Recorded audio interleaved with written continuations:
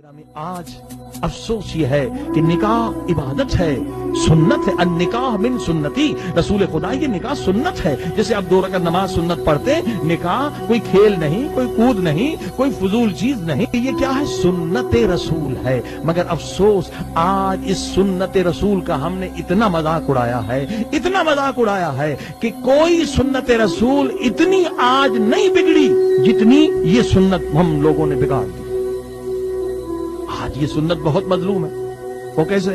بتائیے، اگر کوئی 2 رکعت نماز پڑھ رہا ہو اور نماز پڑھتے پڑھتے وہ گانا شروع کر دے مسجد میں، آپ اجازت دیں گے؟ اسے 2 تھپڑ مار کے نکال دیں گے؟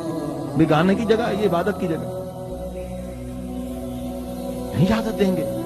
یا نماز پڑھتے پڑھتے وہ ناچنا شروع کر دے، یہ سنت ہے، چاہے سنت نماز ہو، نہیں اجازت دیں گے آپ۔ لیکن آپ دیکھیے کہ یہ نکاح بھی رسول خدا کی سنت ہے، مگر اس میں کس قدر حرام شامل کیا جا رہا ہے۔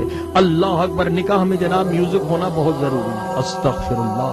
میوزک الغنا اشد من الزنا، حدیث موجود ہے، شیعہ سنی کتابوں میں متفق کہ یہ میوزک جو ہے یہ زنا سے بڑا گناہ ہے۔ اب نکاح سنت رسول ہے اور نکاح میں جناب میوزک نہیں تو پھر شادی کہاں؟ اللہ! یہ ساری رسومات جو غیر اسلامی ہے وہ نکاح میں آ گئی، اور جناب مکس گیدرنگ ہوگی، بے پردگی ہوگی، یہ بھی نکاح کا ایک حصہ بن گیا۔ اب مجلسوں میں تو دیکھیں خواتین ایک طرف ہے، مرد کہ نہیں یہ شادی ہے، شادی ہے، کوئی مجلس تھوڑی ہے۔ اس میں مکس گیدرنگ کا ہونا بھی ضروری ہے، دوسرا گناہ۔ اور تیسرا اسراف، اس قدر اسراف کیا جاتا ہے ہر لحاظ سے۔ اسراف شیطان کا بھائی ہے، اسراف کرنے والا۔ اسراف گناہ کبیرہ ہے۔ جب بعض لوگ بڑی بڑی ہوٹلوں میں شادیاں کراتے، جب ہمارے عزت ہوگی 5 اسٹار ہوٹل میں شادی، صرف ایک وقت پاکستان میں بھی، یہاں بھی، ہر جگہ یہ ریاکاری پھیلتی چلی جا رہی ہے تاکہ لوگ کہیں گے بھئی فلاں کی بیٹی کی شادی وہاں پر۔ ریا الشرک، خدا کے رسول کہتے ہیں ریا ہوا شرک کلن، ریا دکھاوا یہ پورا شرک ہے۔ صرف وہی ہوٹل میں ایک رات کا جو ہے وہ 1 لاکھ روپے، 2 لاکھ روپے، 10 لاکھ روپے صرف بکنگ کے لیے لیتے، کھانا اس کے علاوہ۔ اور اسی پیسے میں اتنا اسراف ہوتا ہے کہ میرے خیال میں لوگ اتنا اسراف کرتے ہیں کہ 20، 40، 50 غریب لڑکیوں کی شادی آپ کروا سکتے۔ عزیزان گرامی، کتنے گناہ ہو گئے؟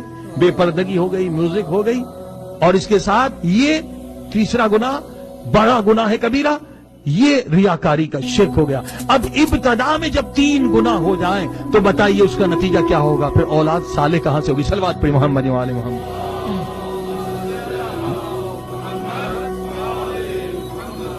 بس فرمائیں، یعنی بالکل جیسے جاہل لوگ اسلام سے پہلے طواف کرتے تھے مگر طواف ننگے ہو کر کرتے تھے، کوئی ثواب ملے گا؟ عذاب ملے گا۔ آج مسلمان نکاح کرتے ہیں مگر 3-4 گناہان کبیرہ کر کے پھر نکاح کرتے ہیں۔ یعنی میوزک بھی ضروری ہے، ریاکاری بھی ضروری ہے، اسراف بھی ضروری ہے، مکس گیدرنگ بھی پتا، اس کے بعد اور جو نکاح کرنے والے ان دونوں کو پتہ ہی نہیں کہ نکاح کا فلسفہ کیا ہے، کیا واجب ہے کیا حرام۔ وہ کہتے ہیں بس سب جو ہے وہ حلال ہو گئے۔ ایسا نہیں ہے، نکاح کے بعد بھی لڑکے لڑکی دولہے دلہن پر بہت ساری چیزیں حرام ہوتی ہیں۔ اور ایسے لوگ بھی ہم نے دیکھے اسلامی ملک میں، نہ کہ انگلینڈ کی بات کر رہا ہوں، پاکستان میں، کہ 70 سال کی عمر ہے مگر وہ حرام پہ حرام کیے جا رہے ہیں، انہیں پتہ ہی نہیں کہ یہ چیز حرام۔ 70 سال کی عمر اور اسلامی کنٹری۔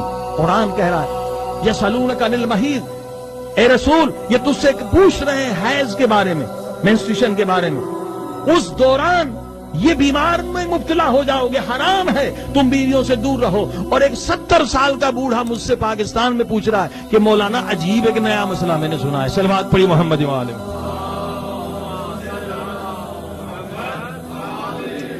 محمد۔ یعنی اس قدر جہالت، اس کی وجہ یہ کہ جناب جو شادی ہوتی ہے ان کا ہنگامہ ہوتا ہے، جبکہ یہ عبادت ہے۔ اس میں لڑکے کو پتا ہونا چاہیے کیا حلال ہے کیا حرام ہے، کیا دعائیں پڑھنی ہے، 2 رکعت نماز کے بعد جو ہے بہت ساری اعمال ہیں انہیں انجام دینا ہے۔ لیکن کون بتائے عزیزان گرامی، بہت ساری چیزیں حرام ہیں، اس کا نتیجہ اولاد پر ہوگا۔ پورا رسول خدا کا خطبہ ہے، یہ کام کرو گے تمہاری اولاد ظالم پیدا ہوگی، اگر تم نے یہ کام کیا تمہاری اولاد قاتل پیدا ہوگی، اگر تم نے یہ کام کیا تمہارا بچہ حافظ قرآن پیدا ہوگا۔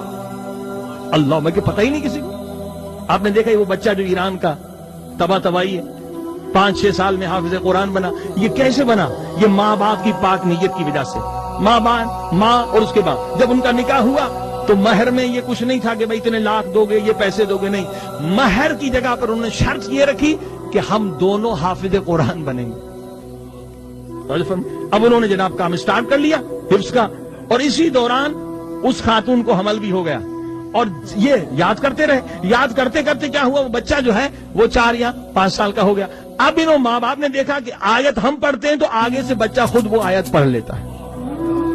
دیکھیں یہ پاک نیت کا نتیجہ ہے، پاک نیت کا. عزیزان گرامی، حضور صلی اللہ علیہ وسلم نے پورا خطبہ دیا ہے، اگر تم یہ کام کرو گے تمہارا بچہ حافظ قرآن بنے گا، اگر تم نے یہ کام کیا تمہارا بچہ متقی بنے گا. لیکن کسی کو پتہ ہی نہیں ہے. قبلہ رخ نہ ہونا، نہ لیٹنا حرام ہے. لوگوں کی عمریں گزر جاتی ہیں، ان کو پتہ ہی نہیں ہے کہ قبلہ رخ ہونا حرام ہے. بھئی آپ کا ٹوائلٹ بھی قبلہ رخ نہیں ہونا چاہیے، اس سے آپ کے بچے کے ذہن پر اثر ہوتا ہے. خصوصاً یہ مسئلہ آپ کے انگلینڈ میں، غیر اسلامی ملکوں میں ہے. بہت سارے اس کے سائیکولوجی اثرات ہوتے ہیں اور وہ ثابت بھی ہیں. عزیزان گرامی، لہذا آج یہ نکاح جو سنت رسول ہے وہ